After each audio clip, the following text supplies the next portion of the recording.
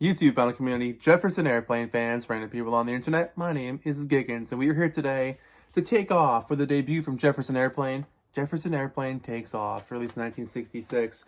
This album for me might actually be my favorite Jefferson Airplane album. It's the early days of the Airplane when Sydney was still in the band. A couple of changes hadn't happened yet. Definitely Marty has like a humongous reign over the group at this point, especially with the lead vocal, but it's just a great album. There's love songs, there's cute songs, there's a couple of covers, there's a little bit of the modern feel with like incorporating some groovier elements like relationships in a much more intimate level, if you will. So much so that the original copies of the album were actually pulled and then censored versions came out like this one. But this album really for me has this charming naivety to it that like they weren't looking to be cool or weren't looking to be somebody that they weren't. They were just uniquely themselves, and things changed over the years and the band became a whole different animal even by their next album after when Surrealistic Pillow came out. But I love the Volunteers album. I love Surrealistic Pillow. I love Crown of Creation. Like they made some amazing music. But this one for me, I come back to again and again and again. And I think it's because there's just like a simplicity to it. They just wrote pop rock songs and had that feel. This particular record, I think, belonged to a library at one point because there's like stamps from 1968 in the back, and you can tell that there's probably a library card holder went there at one point. But and there's tape all over the edges. The jacket has been it's seen better days, but the record itself plays fine. Anyways, the album starts off with Blues from an Airplane, and this song is just cool. Heavy bass, that sliding hi-hat, the group vocal, it's a classic opener. It's a little menacing, but also a little optimistic at the same time. Definitely bluesy, down and out kind of feeling, but it rocks. Great catchy vocals. I mean, it's a great song. Let Me In is a super cool song. Love the hypnotic guitars on this one, the pulsing drums, the dry vocal delivery. It's like a dirty song that growls the whole way through. The drums kind of crash along just the right places. There's an awesome solo. They could really rock. It's what's fascinating about this album and throughout their career, but this album in particular is that they can have so many moments of light pop perfection, but also get real gritty and real fuzzy and real just harder rocking. And that balance works so well. They find that connection and it moves perfectly. Bringing Me Down is track 3 on here. Great harmonies. This is kind of where like a little bit of psychedelic meets R&B.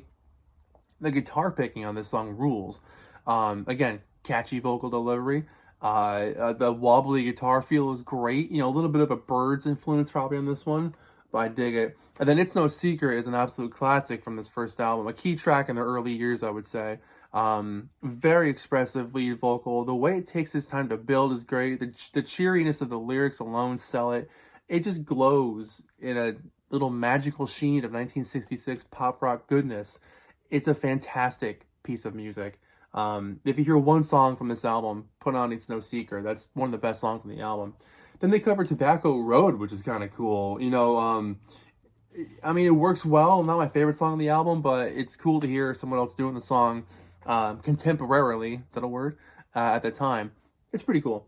Side 2 opens up with Come Up the Years, and I love the gentle pace and harmony on this one. The lead vocal, the early years were so full of these love songs, and you kind of lose that as the years go on with Jefferson Airplane, but I love the bass and the chimes on this one. Cool delivery. Run Around, excellent chimey guitars on this one as well. Everyone had the chimey guitars in California back in those days.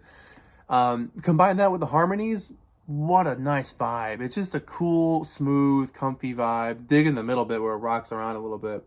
And then Let's Get Together. The Youngbloods family did this a couple years later and completely made this into a massive hit. This was a song that kind of circulated in the community for a little while. Everybody did it.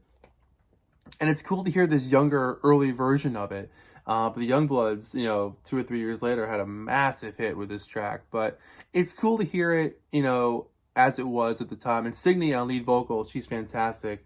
Excellent job. Don't Slip Away. Love the construction on this one. That distinct vocal delivery, that like crashing chorus, the guitar fills.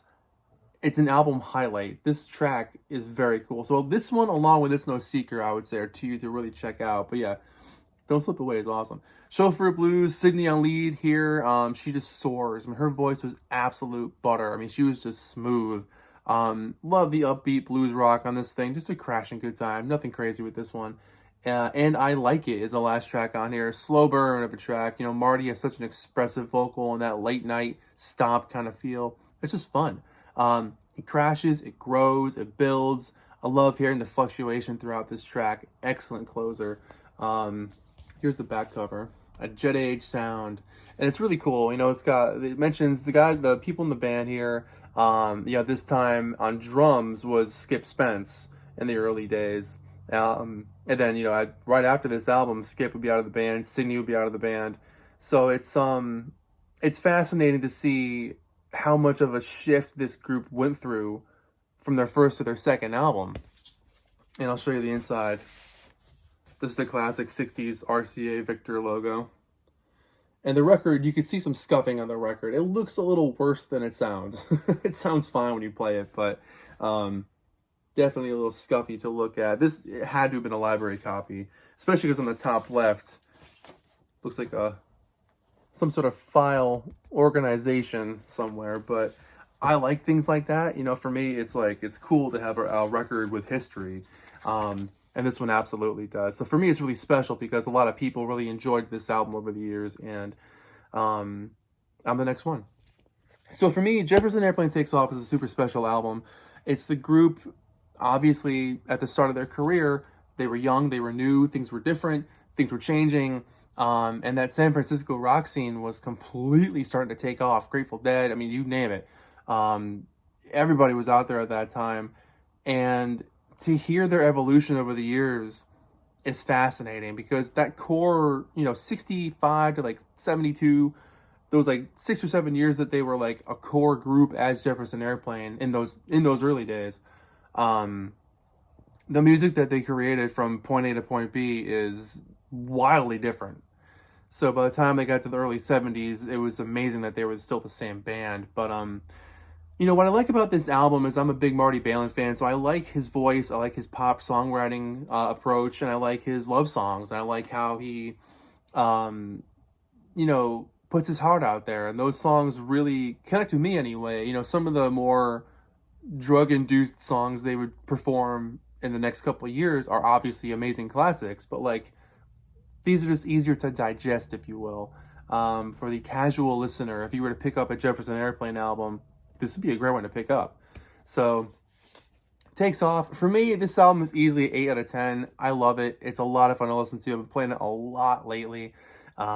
Just a heck of an album. So, 8 out of 10. Tell me what you guys think about Jefferson Airplane's first record here in the comments below, and we'll get chatting. But thank you so much for watching.